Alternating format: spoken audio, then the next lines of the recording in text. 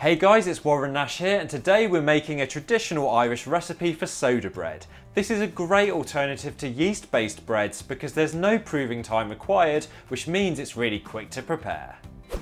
Now, to start with, take a large mixing bowl and add 175 grams of strong white bread flour and 175 grams of wholemeal flour.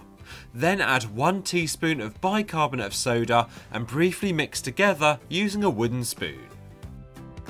Next, add 25 grams of butter that's been brought up to room temperature and cubed.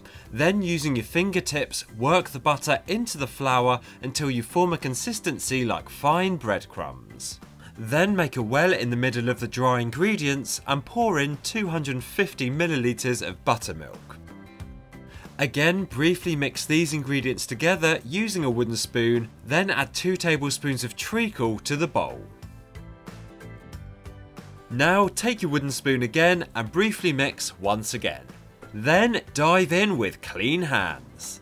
And we need to mix it into a ball of dough, but don't over mix it because we want to get a nice marble effect which is obtained from the white flour and the wholemeal flour and the treacle. So when you're happy with your ball of soda bread, take a baking tray that's lined with some greaseproof or parchment paper, then roll your dough into a ball and place onto the baking tray. Then use a sharp knife to mark a cross on top of the soda bread. Then brush over some buttermilk, which will give it a nice crispy crust. And finally, before baking, sprinkle over some porridge oats, then place your soda bread into an oven that's been preheated to 180 degrees centigrade, which is 350 Fahrenheit.